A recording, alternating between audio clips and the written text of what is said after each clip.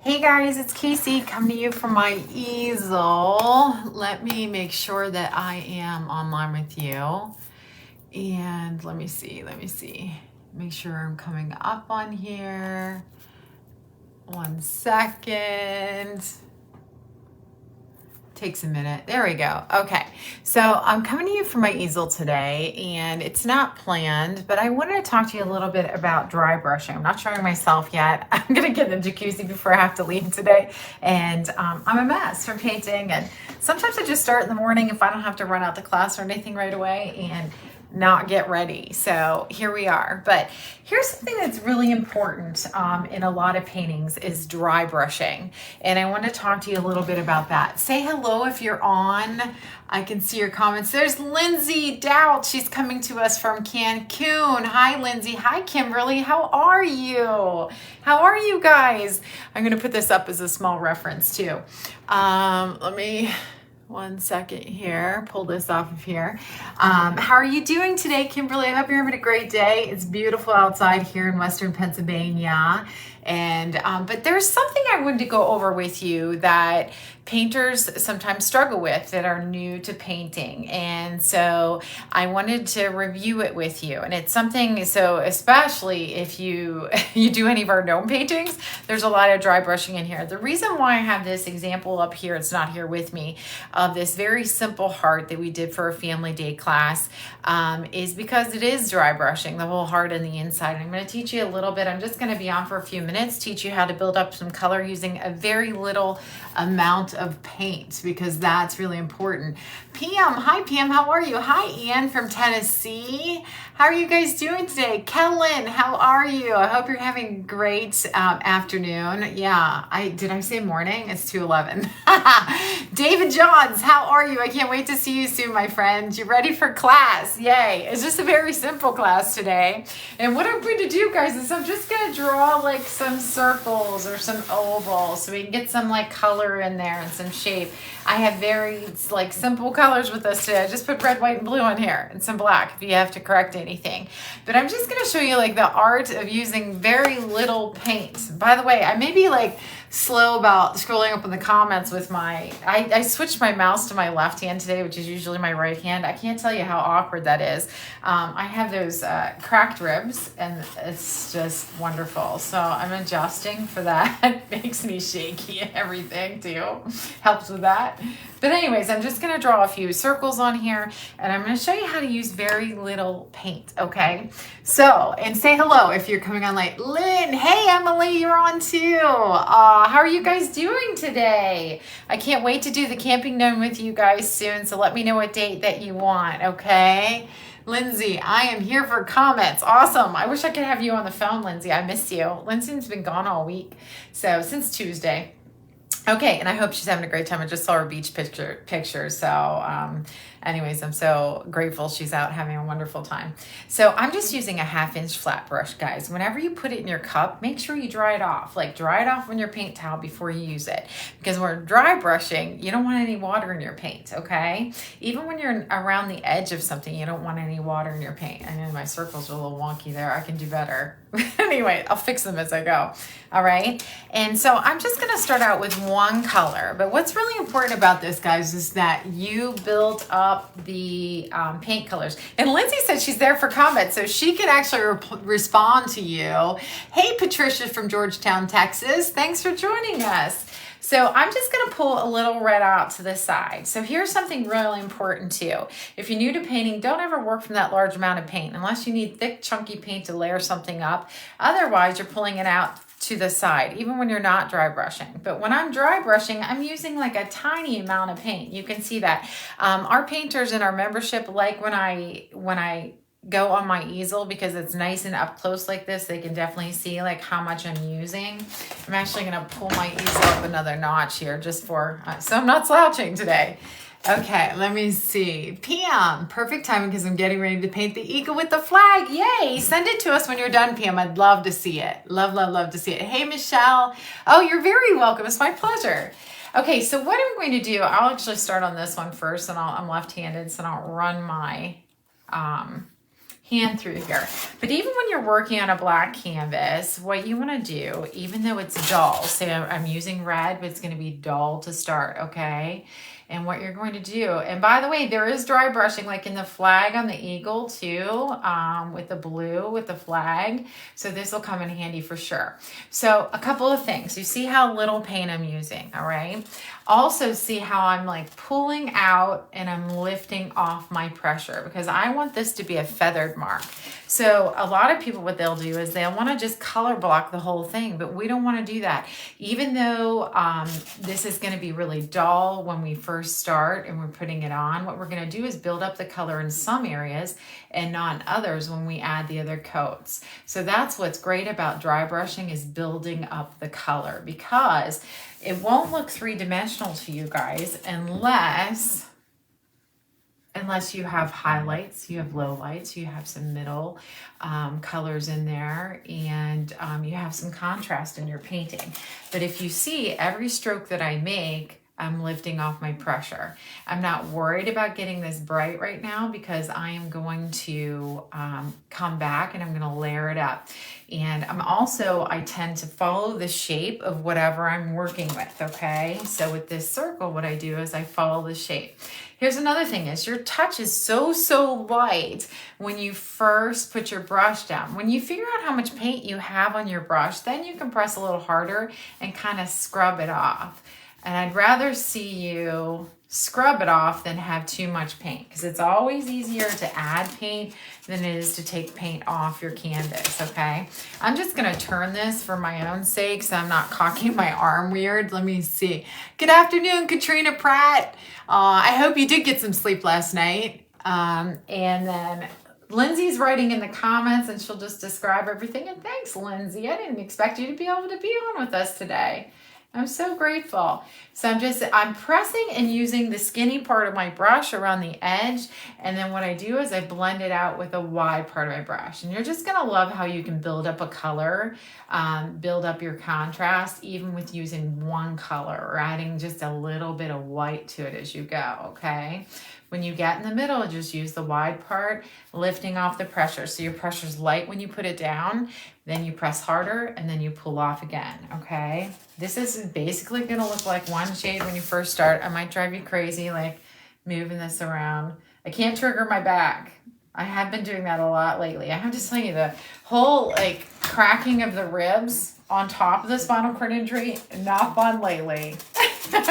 We've had to try to laugh about it a lot. I've been taking a lot of hot showers, getting the jacuzzi. Nothing really helps with ribs. I did not know that. First time I ever cracked any ribs. Very stupid. It has to do with carrying canvases and a wood palette. And not smart on my part. And you can just always like rub out these chalk marks. This is just, and I have to tell you, like we have a favorite chalk pencil. We've tried just about every chalk pencil because we draw a lot for classes. I'll show you which ones they are. Lindsay's probably cringing because we'll never be able to get them again every time we post stuff. We can't seem to get the supplies anymore, but they're from out of the country and they do lock down your canvas or hold it when you're around an edge so it doesn't do that. So this I'm going to let dry for a minute. I'm going to move on to another circle to show you how you can just build up something as simple as white, okay? So I'm going to go up here. I'm going to wash out my brush and my water cup. And then I'm going to dry it off super good again, okay? And also when you're dry brushing like this, make sure you have like a flatter and angle brush. Always use, this is what I do, is I always use the biggest brush for the job. That's the least strokes that I have to make, okay? Let me see here. I'm going to grab a pack of the chalk pencils. Hold on one second. Okay, so there are these Raffine chalk pencils. I get them on Amazon. We've went through every chalk pencil you can imagine, and these are the best. And this is what all of our girls use to draw out all of our canvases in the studio because we draw a lot. But if you drop them and they break, the chalk breaks in them, you'll want to jump because they'll break like every single time you go to sharpen them. So ask Lindsay. Let me see. Hi, Leslie. How are you? Hey, Sandy. How are you? And Sandy, congratulations. That's so wonderful. I can only see the last 5 comments up, and then I can look afterwards. But Lindsay's got my back. But Sandy, that is so awesome. I can't wait until one day. I started having children a lot older, so hopefully I get time with my grandchildren when I'm older. I started a long time ago. I mean, too late in life. I wish it was a little earlier. But not too late, but you know what I mean. So I'm pulling out a little bit of white. I dried off this brush really well before I went and got the white. Sometimes you'll see me like tap off my paint on my hand. That's if I'm painting really quickly and I want a sense of feel instead of always looking to see how much paint's on my brush. A lot of times also I'll wipe it off on the side of my plate. Sometimes painters, like I walk around the classroom, I'm like, wipe it off on your paint towel. This is an issue with dry brushing, is that people use too much paint. They have to learn that you want to use so little paint that you're almost like scrubbing it on, except for when you're starting on an edge, you can use a little bit more. So I'm just going to blend this out. David, aren't you excited? We have a band. So David, who you see on here, he'll probably put funny comments that I'm missing. I went to school with him. He moved back from Atlanta. I hadn't seen him in over 30 years. And he moved back from Atlanta to Pittsburgh, and we've gotten together once, a group of us from school, but we have a band coming in the studio on the 8th, which I'm so excited about it, and over several friends from school are coming for that night too. We do a pottery events when the bands are in there, but Bob and John, they're fantastic. Like they play like the 70s, 80s, and some 90s that you can sing to and everybody knows music. They said they've never played at a place like ours where like people are singing, their heads are bobbing, and they're painting pottery. That's a lot of fun. But see how I'm scrubbing this? Like you can actually, and this is another reason why I did this on the black canvas, so you can actually see like how little paint there is. By the time I'm done with this, I can go back and build this up for you. But again, like when I go around an edge, I'll pull a little bit more paint out, not too much, but a little bit more. Baby girl, how exciting. Yay. David said yes. We're so excited, David. It's such a fun night, I have to tell you. Every single time we have a band in, like it's so enjoyable. We sell out. It's so much fun. We have a couple of things going on this month. Well, actually the other one's next month. We're doing a community day in the studio too. We have, I think it's like 17 or 18 vendors. We have the Chick-fil-A truck all day long. We have a DJ outside all day.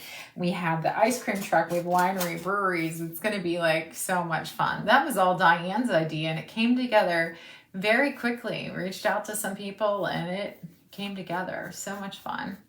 And we start art camp in the studio on Monday. We have 5 art camps a year. So we're crazy people right now.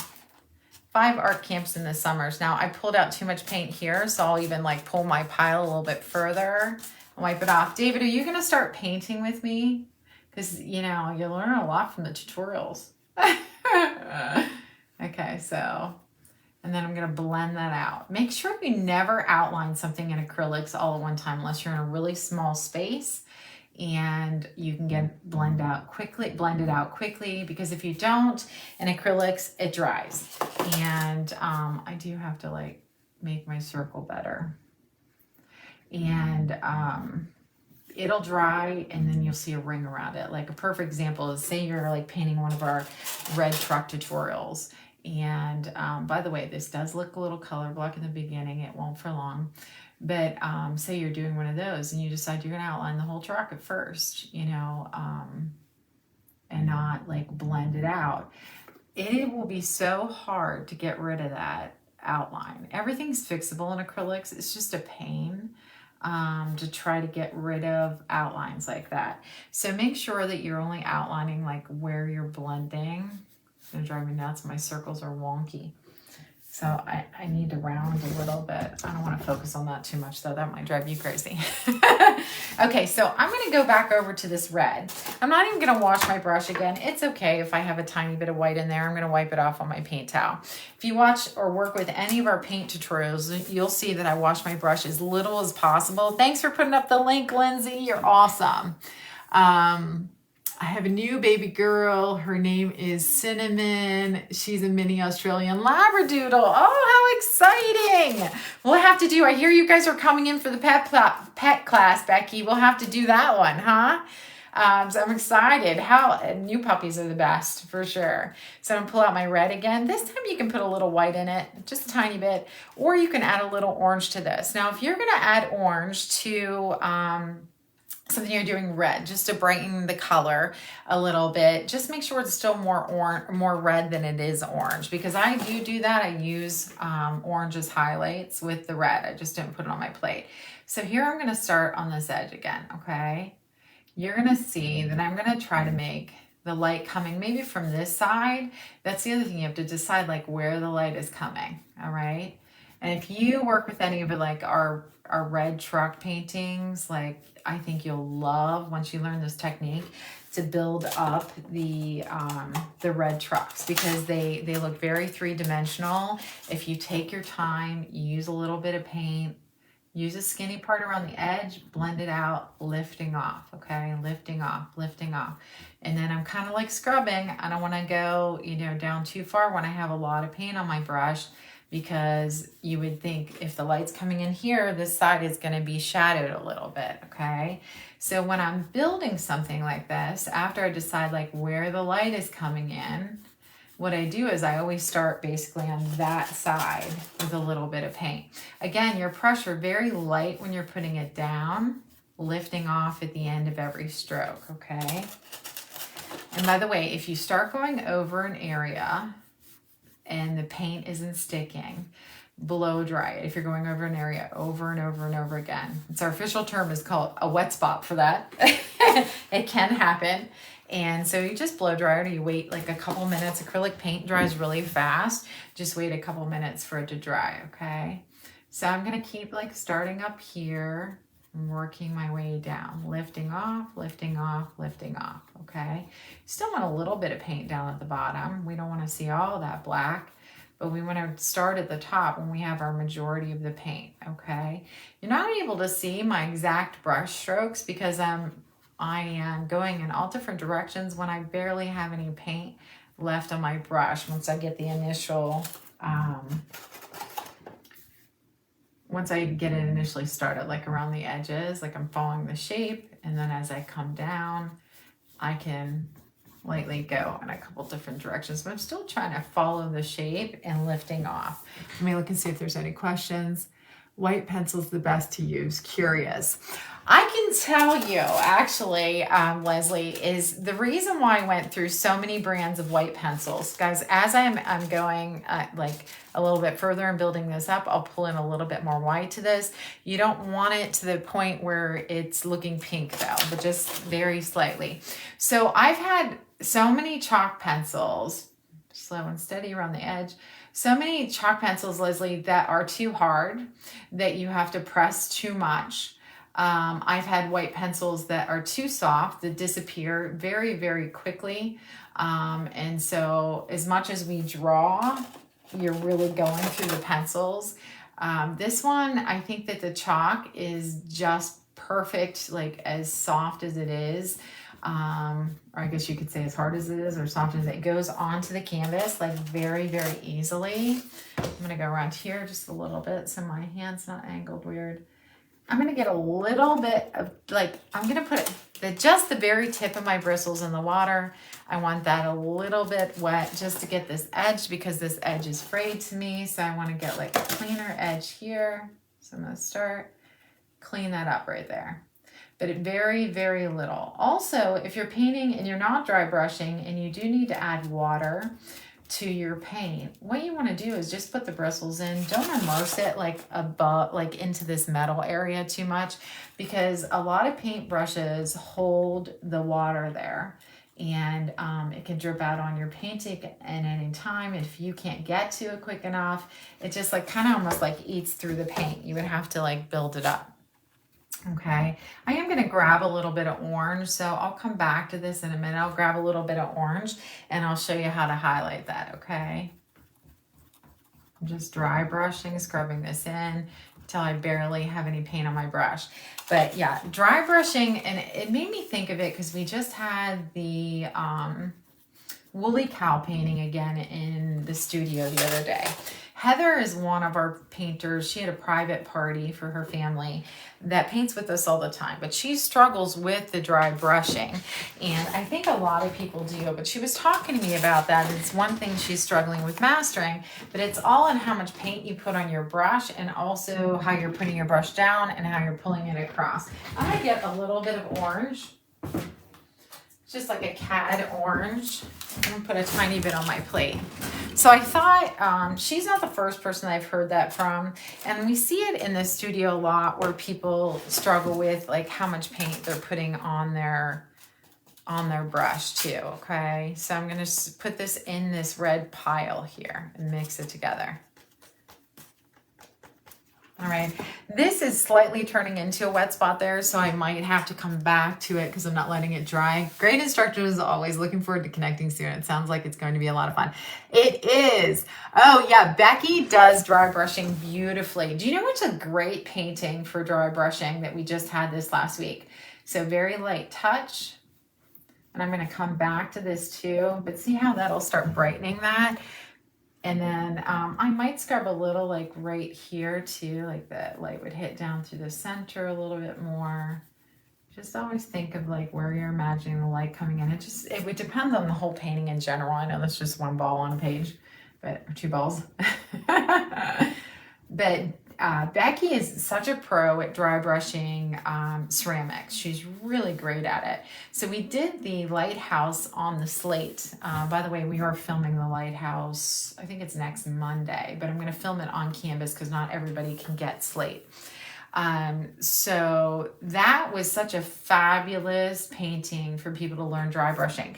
Because if you've ever not worked on slate before, it has like this, you know, you can just catch the edges of the slate and it makes this beautiful pattern on there. And Becky did an amazing job on that. She's a very good dry brusher for sure.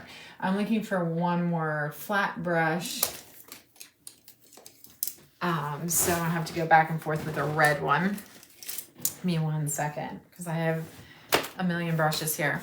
So I'm just going to get a little bit of white and I'm going to build that up. So you see how this is starting to get brighter here, darker here. I'm going to let that get a little bit more tacky dry and then I'll show you to highlight it just a little bit more. Okay. But I'm going to go, I have to dry out this brush really good. A lot of times, so when I put my brush in the water, and then I pull the paint out, I feel like there's still too much water in it. So when I have the paint on, I'll still wipe it off on my paint towel, and then I'll go back to this side pile, okay? So say I want the light coming in from the same direction, I'm going to start right on this edge, and I'll work my way over. You're struggling with the fluorescent paint. So the fluorescent paint is always a little bit different. I agree with you, Leslie. Like, I don't know if slime is the word, like it definitely has a different texture to it. I've said that forever with painting. And oh my goodness. So we must have a delivery because no one else was expected today. I'm so sorry. Yeah, I thought we had all the deliveries for today. I'm sorry. I have 2 little Shih Tzus here. I lost my train of thought. Oh, so I don't use fluorescents a lot, but I like to use them like on palm trees, things like that, where I use a touch of fluorescence. I do use the fluorescents like when I'm making a softball as well. I like to highlight some grass if it's like, especially if it's a tropical painting. I use a little fluorescent in tropical paintings as well, but I don't use them a lot, Leslie. I agree. A lot of times with that, I don't dry brush fluorescence very often. What I do is I will, I'll use them where I water them down a little bit or they're mixed with another paint, but I agree with you. They're a little bit different to work with for sure, okay? But you can go back over this. So like when I do moons, I dry brush the moons in and I love to like leave like patchiness here and I will actually make my strokes in all different directions when I create moons like that. whether they're big or small. You can do that. Like I would go like this, and I would leave like pieces of the gray still show through. That's what this is reminding me of, because I've done a lot of moons. And you can do this regardless of what the shape is also. But I'll show you too, like on blue, how you can highlight it with a little bit of white, a little bit more than a red one. I'll show you that in a second. But I would go, like I have a little OCD about having contrast. Like I would go and build this up and bring this a little closer, a little bit more like brighten around the edges. You just have to let it dry a little bit in between. But I'll do a little bit of a blue one up here for you also. Let me see if I'm painting the T-Rex, and yikes. Yeah, so I totally understand that. So I made a T-Rex painting so Leslie can make it for her grandson. I'm going to wash out this brush I was using and then dry it off really good again. And with that, I have to tell you, Leslie, I let that dry and came back to it like complete. And I never seem to do that. I always finish a painting all at one time. Not always, but I would say 98% of the time. Even if when I would do the commission work and it was a 20-hour thing, I would still do it. That I had to let dry, come back. And I said that at the end of the video, I believe too. And I think I did tell you that too, but I'm not sure, that I let that soak in, especially on a black canvas. If you're working with fluorescence, it does soak in. So use a little bit more than you want to. Also let it dry in between, not just blow dry it, let it dry and then go back to it. So I'm sorry, that is a challenge with the fluorescent. If you want to use more yellow with white to start, and that'll almost like give you a little bit more of a base, and then go back with the fluorescent, that could work too. Okay, so my brush is very dry again, guys, no water in it at all. Okay, this phthalo blue isn't as thick as my other paints that I'm using. It's a little bit thinner. And I'm adding a little bit of white to it, because if I just use phthalo blue on this black canvas, you're not going to see it very much. So I'm going to touch that off on my hand. The reference that I have up, the reason why I have that up is to show you how you can make the simplest colors. So I can even put my hand down on here. This is so dry brush that it shouldn't move the paint around, okay? I'm going to make a liar out of myself. Watch, I'll smudge it. So I'm going to go around the edge, lifting off. See how little paint, guys? Lift off, lift off, lift off. But yeah, I just put up that heart just because that is something fun and easy to do. It's in our membership. I believe Lindsay has the tutorial online as well. I'm not sure. I'm thinking in our store. But it's just something nice and fun that families can do. And I tell you, someone did that on wood in our membership, and it looked beautiful. And I think she did it as a door hanger. Was that you, Karen? If Karen's not on, I don't think. And it looked wonderful. And Cindy did it beautifully as well. So many of our painters did that so nice. And just to do an example of something really easy, few colors, few brushes that you can create dry brushing. Some of the flowers were chunky flowers, a chunky paint, but I'm going to go back with this blue more than anything and show you how you can build up just by adding some white to it, okay? But I just want you guys to practice like using little paint, building it up, especially if you're using a black canvas. Like use the canvas to your advantage. That's why I like using black canvases a lot, is because you don't have to take the time to like build up all that dimension in your painting, okay? I'm gonna bring this over this way. I'm gonna do my edge here. You know what I'm really excited about is this next week I actually start creating new fall samples too, fall and Christmas. And I create a lot of snowmen every year too. It's exciting. Fun, fun, fun. So again, very little paint. I don't want anything too bright on the underside. Make your edge first and then pull in. And you see I'm only making the edge where I'm working every single time. Lift off your pressure. You can scrub a little harder and faster when you don't have a lot of paint on your brush, okay? I know this is maybe a little boring for you because I'm not painting, like Lindsay always says when I get into the membership, like I always paint a whole painting at one time. And I tried to refrain from that the other day. I came close, Lindsay, just saying. But I want to show you guys these techniques because there's almost in every painting that I create, there's some dry brushing somewhere. And so this is a really good technique to master, like dry brushing.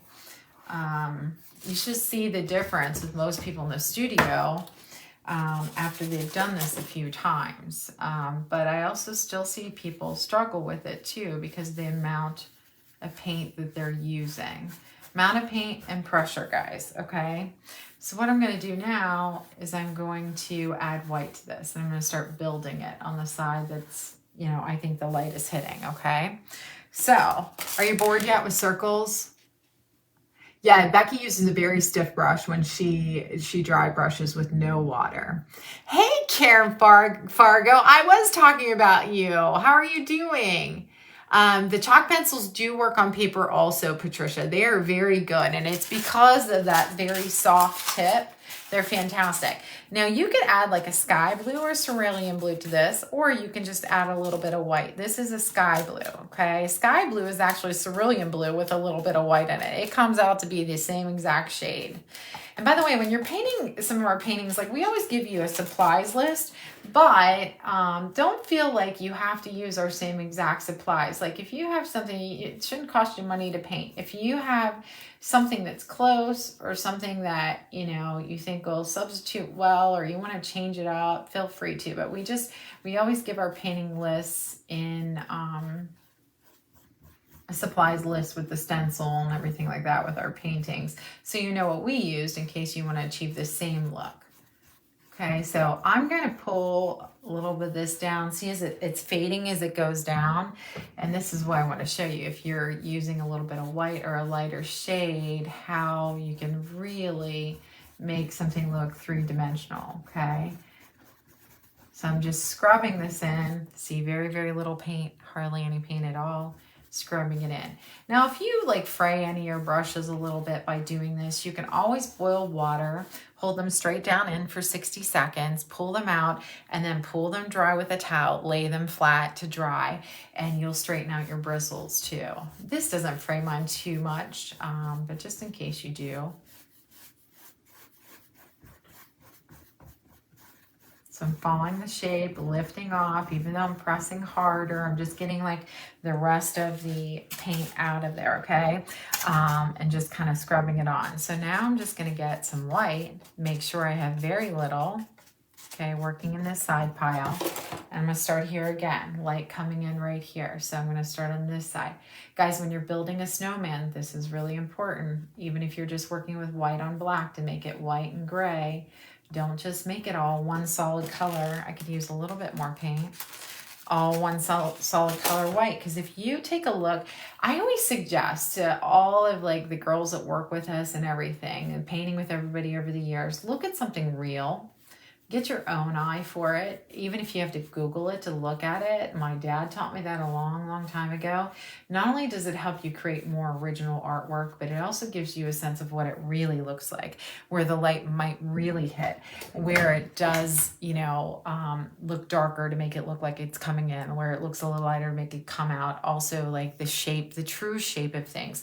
Don't always trust someone else's eye. Trust your own eye. Like take a look at things that are real, like in nature. There's nothing wrong with getting inspired by someone else's painting, but then like, so say I get a brush mark like that. I'm just gonna rub it out with my finger because I don't want that like that. It can actually happen very easily when you're scrubbing hard that you'll get like a little mark like that or like that. So I would just keep coming back and layering this up. But yeah, I always like say to like take a look at things yourself, get a good perspective on things yourself, make things yours. And like when you're painting with me, don't feel like you need to make the painting just like I am. I encourage that in classes for people to be creative as well. But I understand when you're learning though, especially though, people do want to learn the skills and like learn how to do a certain technique, therefore would be the same. But if you feel like you want to change it up at all, feel free to. I'd love to see that too. Okay, but see how this is building, guys? Makes a huge difference. I'll show you this up close, but this is just the smallest amount of paint, and I could do this for quite a while. Just take the time to do things like this. Very little paint. I'm going to bring that up to you. Do you see that? Very, very little paint. And my black is still showing through in some areas. You see a little bit of both blues. You see the white building up. So I would keep starting on this end and on this part. And then as my paint's coming off my brush and there's very little, then you can go down to different areas. Does that make sense? Does anybody have any questions? Hey, Kim, how are you? Oh, I'm glad it's going good, Karen. I always like to hear from you, Karen. You're awesome. When you come back to the studio again? Karen's not close. She's made it into the studio twice so far, so we love that. She's part of our membership also. And guys, so there's a couple like really awesome free tutorials that would be great for the 4th of July. One, I think I put it up today. Did I put it up? Oh, I put it in our, so there's a couple things you should take a look at. So we have the free tutorials on our site here. If you go to the free tutorials link at the top, you'll see an eagle, which is fantastic for the 4th of July. You're going to see, we have that patriotic landscape as well. And I just posted that in this group here. We have this online free summer art camp. We have amazing guest artists in there. I'll be in there for 2 projects. We have 7 days of amazing artists, guest artists. So we have like dot mandalas, stenciling, like all kinds of stuff in there. We have Ellen K. glass art in there. We have April's in there with her wood designs. There's so many beautiful things in there, and it's free, and it starts on June 25th. We're excited for that. It's going to be 7 days in a row. In the group, you have like a list of the art supplies that we're using in case you want to paint along with us, and then you'll have the links if you want to do it afterwards too. So don't forget to check that out. If anybody has any questions on the dry brushing, just let me know. I just thought that this would help you guys very much whenever you're creating. And like I said, you can always go back, say for this red one, I'm going to go back one more time. And then I'll come on, maybe I'll come on tomorrow and go over with you blending and how to lift off your strokes. Just some basic things that will help people with their painting. So I feel like this is probably dried enough that I can start at the top. Still has a little bit of that wet spot there. So whenever you have a wet spot too, and you're insistent on still painting it while it's a little bit wet, lighter touch the better, okay? And also when you're working, this is something too to remember in paintings. If you're working with thick paint, say I have like chunky paint on here and I want to get something to stick on top of it, thin paint goes on thick paint. Thick on thick, they don't work well. So always keep that in mind too. So I'm just brightening this more at the top. And then at the end, what you can do is you can take just a tad of white and get like right around that top edge a little bit. And then that will brighten that. So you would go here. And then also, I'll show you one other trick too. One other thing to do that can make things pop for you. So I take a little bit of white and I would brighten that a little bit more there. But do you see the dimension? It doesn't all look flat. If it's all the same shade, guys, things look flat. So make sure, like, take a step back. When I'm creating a painting, you always want to take a step back and take a look at it from how you would see it on a wall. But whenever I'm almost done with a painting, or actually when I'm done, I take my phone camera and I look at it through my phone camera. It gives me a whole different perspective because I don't get up 50 times while I'm painting. I do lean back, but I don't get up like I should. Like, I love walking around the studio and seeing everyone's paintings from how you would see them on a wall. And they struggle with seeing them how you would see them on a wall. So I always tell them to get up, or Diane makes them hold up their paintings. And they listen. It's so funny. But anyway, I look through my phone camera and I don't call a painting finished until I do that. And there's always something little that I do change. Don't mind that stack that you're seeing over there. Those are our Christmas catalogs for the giftware in the studio. I still have to order. Chrissy just went through some stuff for me. There's a lot of stuff behind my easel. That's my wall of, I have to do all that stuff. Okay, so I have a script liner brush. If you do not have a script liner brush, I do suggest that, oh, I'm so glad you did, Patricia. You're welcome. You're welcome. And so what this script liner brush, I use a 1/2 inch. Okay, this is what I'm used to. They come in longer, they come in shorter. There's also something that's that a lot of people already have, which is called a detail brush. It's a little bit thicker than a script liner brush. Do you see that? Even when this is wet, it's still a little bit thicker. Some people think that they have a little bit more control with this detail brush, but you won't get as fine of a touch as when you're using a script liner brush. I use a script liner brush in every single painting I do. They have these in plastic, they have them in wood. These are the Taklon, they last like forever. This is a very good brush. You can get this at Jerry's Art Aroma. I can put the link in later if Lindsay's not still on, if you need this. But this makes thicker lines if you press harder. It makes thinner lines if you lift off. We use this for all kinds of stuff, highlighting edges. We use this for when we're making trees.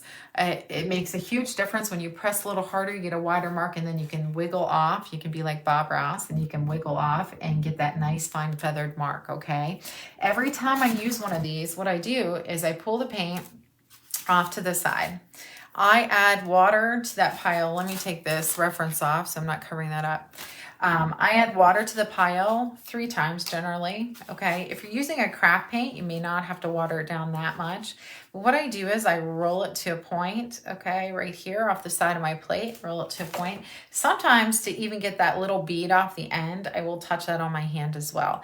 Like I said, I usually do that when I'm painting very quickly and I'm not looking down as much. I paint every day, so I don't know if you would do that or not. But what you do when you're doing this and you just want to add a highlight, you're just going to drag the tip. Okay, here's another thing I want to talk about really quick. Even if you're unsteady, you can make a nice fine line. I have a spinal cord injury. My arms get shaky if I have them up, you know, all day long, which is often. You can anchor your hand onto a canvas, on a dry part of your canvas. You can always turn it so it's best for you. If you want to hold it, it might be best for you that way as well. You want to do whatever it takes to make you steady. But even one of our steadiest instructors in the studio, she holds her pinky down on a canvas in order to steady her hand. But we have Parkinson's patients, people with essential tremors. They come and paint with us and they're shocked that they can steady their hand. There's another thing, hold it down at the point, down at the metal. Don't hold your paintbrush back like this. Very few paintings where you're painting so loosely that you're gonna hold your paintbrush back like this. So especially on something where you're doing a nice fine line, you're gonna hold it up close and you're gonna anchor your hand. You're gonna see my hand anchored all the time because of my back. So what I'm gonna do is then I turn it, say I wanna highlight a little bit on this side, I'm gonna turn it here and I'm just gonna go, I'm not even touching, I'm dragging the tip. It's my lightest touch, okay? Light touch is when I realize I don't have a perfect circle here. And so I do that, but look how much this makes that pop. Do you see that? Very, very fine little line, really makes it look like the light's hitting it. So that adds to your contrast. What I would do is go a step further and I would frame in the bottom part of it by only adding water to my brush and then wiping that off of my hand. And then I would lightly drag it down here because I'm having a very shaky day, but I can still steady it enough where I can get my line in there. So say I feel this is too bright to be on this side, what I do is I'll just rub my finger on it and push it in towards the inside. That way it's not going out there. And then I'd be happy with that. And then I'd put a little bit on down below, rub that off a little bit. No shame in wiping things off with your finger. I do that a lot to dull things, okay?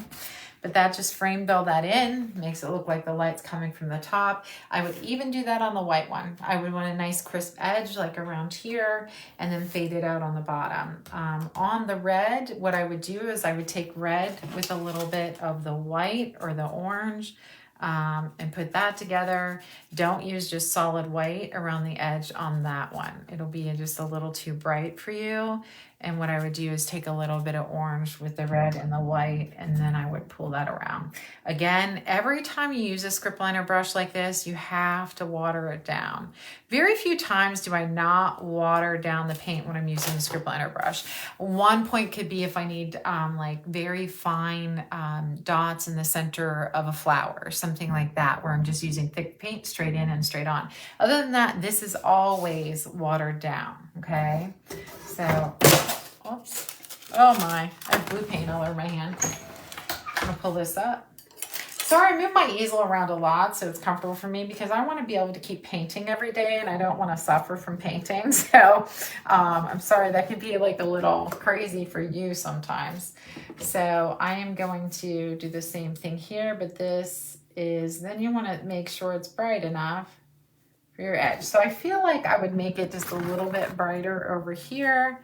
So I need a little bit more white in it.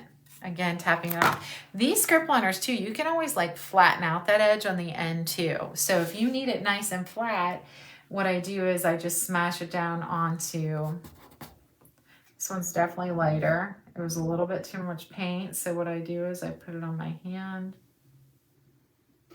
Very slow and steady. Of course, my easel's moving, or my canvas is moving. And I would get, I still feel like that's a little bright and not clear to the edge. So I'm going to go over that one more time.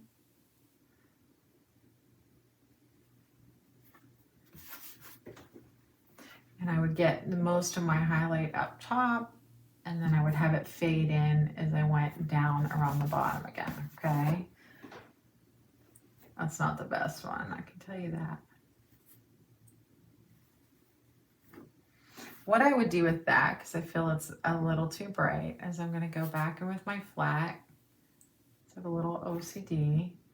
I would come back in with my flat and I would blend a little bit of that out.